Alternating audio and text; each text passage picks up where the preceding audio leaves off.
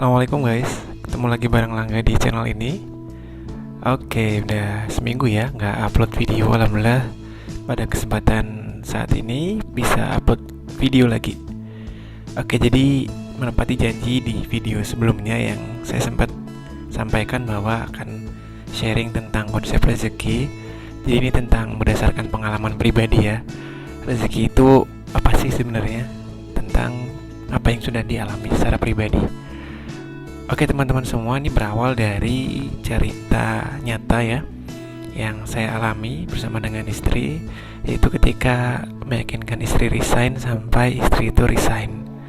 Jadi di waktu itu meyakinkan istri resign itu ya cukup perjuangan juga, karena ya mungkin masih ada beberapa yang dipikirkan ya, dan sempet sih waktu itu nauzubillah gitu ya, kita sempat berprasangka buruk sama Allah gitu kan ya, bahwa seakan-akan yang menentukan rezeki itu kita sendiri.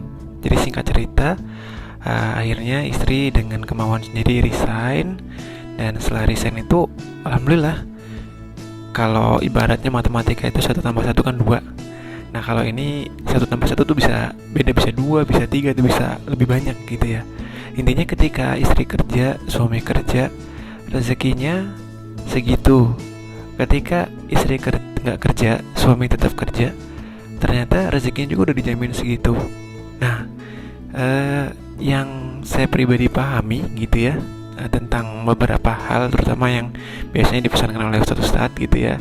Rezeki itu adalah yang pertama, untuk semua makhluk yang ada, makhluk hidup ya, baik yang berakal maupun nggak berakal di bumi ini, itu insya Allah sudah dijamin rezekinya oleh Allah.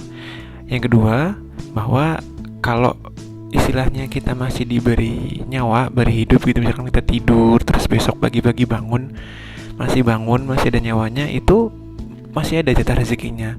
Dan jatah rezeki itu habis ketika ya kita sudah meninggal gitu ya. Dan kemudian yang ketiga, bahwa memang rezeki itu adalah hakikatnya yang kita manfaatkan, bukan misalkan kita yang kita kumpulin gitu, belum tentu kita itu rezeki kalau belum kita manfaatin. Misalkan ada orang yang uangnya banyak gitu, kemudian dia nggak bisa manfaatin gitu, sakit atau gimana ya, berarti uang itu bukan rezeki dia. Bisa jadi itu uang itu untuk rezekinya orang lain atau keluarganya, ya bukan rezeki dia gitu kan. Nah, oleh karena itu untuk yang khusus yang ketiga ini, bahwa memang ketika kita memiliki sesuatu sih seyogianya ya kita manfaatkan, tidak ditimbun, atau baiknya ya kita bagikan atau kita sedekahkan. Nah teman-teman semua, dari 3 itu ada cerita lagi nih unik dari seorang pimpinan di kantor tempat saya bekerja saat ini. Ya waktu itu beliau sedang menemani anaknya yang sedang sakit di sebuah rumah sakit di Jakarta. Singkat cerita, ketika beliau akan menebus obat, dilihat nilai obatnya itu berapa, berani tebak? 40 juta rupiah. Oke. Kemudian beliau melihat isi dompetnya waktu itu tinggal 500 ribu rupiah. Apa yang beliau lakukan? Jadi beliau keluar kemudian ke apotik, gitu kan gak cukup ya uangnya. Beliau kemudian keluar lagi dari apotik, uang 500 ribu rupiah itu akhirnya beliau sedekahkan semuanya. Kalau dimasukin logika gak masuk akal kan ya. Sama ketika kita mikirnya kalau suami kerja, istri kerja tuh bakal lebih banyak dibandingkan suami kerja, istri gak kerja. Kan logikanya gitu ya, tapi ternyata nggak semuanya bisa dilogikain. Oke, kembali ke bapak tadi. Apa yang terjadi? Oke, uangnya kan sudah disedekahin, sedangkan beliau kan secara logika harus menebus obat anaknya agar bisa segera mendapatkan pertolongan atau obat gitu ya. Nah, beliau udah nggak punya uang lagi tuh di dompet, udah benar-benar habis disedekahin tuh 500 ribu rupiah. Beliau balik dong ke ruangan rawat anaknya tersebut. Sampai di sana, apa yang terjadi?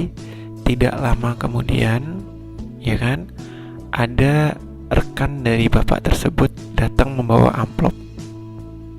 Nah, ketika datang, si teman beliau ini sampaikan bahwa ini ada amplop titipan dari teman-teman. Saya nggak tahu berapa jumlahnya, saya nggak buka, kata si pembawa amplop tadi.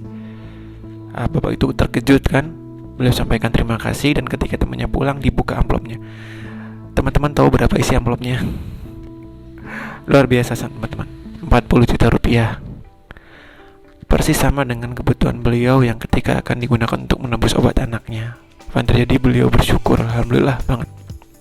Nah, jadi teman-teman semua, dalam video singkat ini mohon izin saya sampaikan sharing bahwa rezeki itu apa sih kalau menurut saya pribadi ya, dari pengalaman yang saya alami dan cerita teman-teman yang saya dengarkan, bahwa rezeki itu diawali dengan usaha, kemudian ditindaklanjuti dengan doa, disempurnakan dengan sedekah, dan diakhiri dengan pasrah.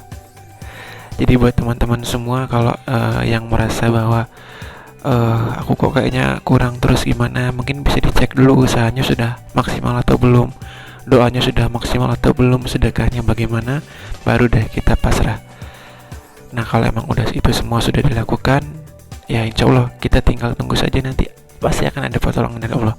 Dan perlu diingat teman-teman semua, rezeki itu nggak melulu uang, bisa jadi kesehatan, atau bisa jadi juga kita bisa ketemu orang lain yang mungkin orang lain nggak bisa ketemu dengan seorang tersebut. Gitu saja dari saya, semoga bermanfaat. Tetap semangat teman-teman semua. Mohon maaf apabila ada salah kata. Sampai ketemu di video selanjutnya. Assalamualaikum warahmatullahi wabarakatuh.